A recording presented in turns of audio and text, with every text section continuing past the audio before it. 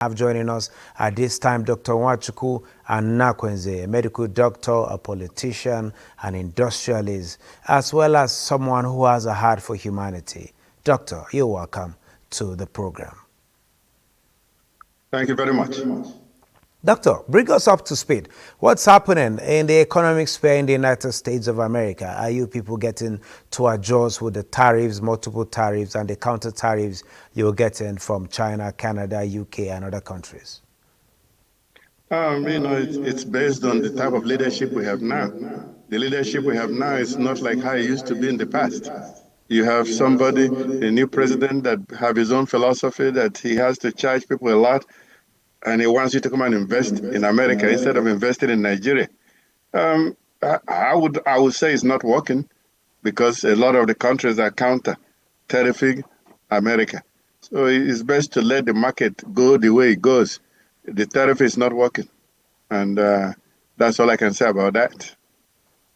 Okay, now looking back to Nigeria, you've always advised that we should look inwards. With this that is not working at this time, what do you think we should be doing as a country? Following your experiences, what you are seeing out there and what we should do at this point? America wants you to build industries in America. So Nigeria should want to build industries in Nigeria. We should be making things and manufacturing things, and we should be selling things. The GDP is based on what you're producing. If Japanese is producing Toyota, Jeep, and all of that, and you're not doing anything, you can't even produce matches or toothpick, you're in trouble. Your money will be falling, and their money will be rising. They're comparing you to America and Japan in terms of what are you producing. We have the brains. I told you the Nigerian people are very intelligent. If you motivate our young people, we can produce. We make things already, but they're not being encouraged. We should be looking as Africa as a whole as our market, not just Nigeria. We should be the one making things and have the whole African Union, not just political union, economic union. Nigeria should be the one selling them cars, selling them jeeps, selling them computers. We should be making it in Nigeria and selling the whole of Africa. Just like you have European Union. They block you, you can't come in there to sell. We should block the whole of Africa. Nigeria taking the lead, making things. The whole of Africa is our market. The other people will kneel down and beg us to be able to come into Africa. That's what China did. China, you don't go to China and invest. When you go there, if you want to build a car, they want you to show them the pattern, how you build it. So when you're building your own, they're building their own. Because they're united and they're solid together. Nigeria have more opportunity if you get all the African countries working together. And people will be begging to come to Nigeria and Africa to work, to bring their industry. We have all the natural resources. They get it from Nigeria and they get it from us. You see all these countries say they have rare earth material. They're getting it from Burkina Faso. They're getting it from Nigeria. They're getting it from Mali. They are coming to get what they used to build cars and planes from Nigeria. We have lithium. We have lead. Why should we not be the biggest producer of battery in Africa and the world? We have rubber. Now we have petroleum byproducts. Why should we not be the one making most tires in Africa? Now, talking about leadership, just about moments ago, just about an hour ago, we just saw the shipment of air cargo of made in Nigeria products, from fabrics, talking about textiles, to agro-processed foods, to cosmetics, locally made cosmetics from nature around here being exported to East and Southern Africa. What do you have to say to that at this point? That's what I've been preaching. We have the brains to make it. We have the raw materials to make it. I'm telling you, if you build Nigeria correctly, Oyibo people will be coming and begging for jobs. They will be asking you to write them letters to come to Nigeria to work. We have it already. I'm not talking about 20 years from now. Right now, we have it. We have intelligent people that just need to be trained. You need to educate our people, not just getting paper degree, but skill acquisition, learning how to manage things, run things. Everybody don't have to work for the government. Everybody. Government cannot employ everybody. You need to teach them skills. If you get degree, teach them how to make something, how to manufacture something, how to start their own business. That's how most of the job in America is private sector. It has to be private sector driven. Any government driven thing is not going to work. Nigerian Airways failed Nigerian shipping failed. Nigerian iron and steel failed. Nigerian refinery failed and is still failing. And aluminium and Nigerian Alumaco failed. If you put it in the hand of private businessmen and women, it will work. And that's the way we need to go. Again, I'm telling you, make Africa Union not just political union, make it economic union. And everybody will kneel down and beg us to come to Africa.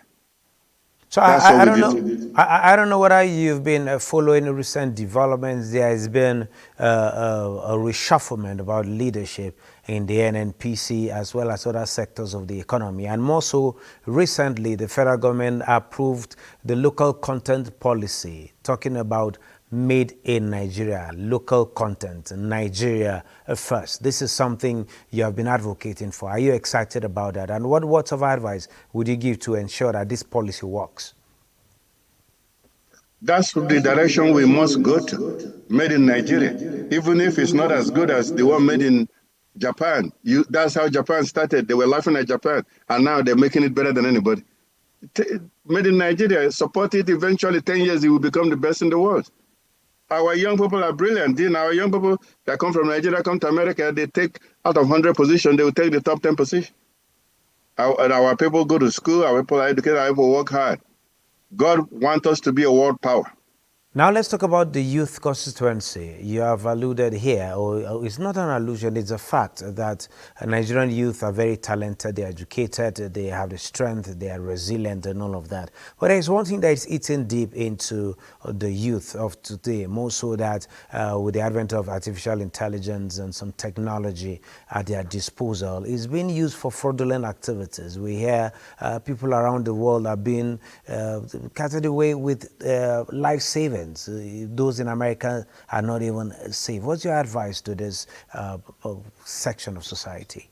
I mean, what you're saying is worldwide. In America here, I receive 5 calls a day, people trying to defraud me. People telling me that I've been approved for loan, and I never applied for any loan. They're telling me to just come in and that they have the loan ready for me. I never applied. The fraud is here in America. The difference between America and Nigeria is that when the police catch you here, you go to prison for 20 years. And you can't give them bribe. You can't give the American police bribe. That's the only difference. Americans are corrupt, just like Nigerians are corrupt. The difference is enforcing the law. Is that what you're advocating for, to ensure that systems work back here?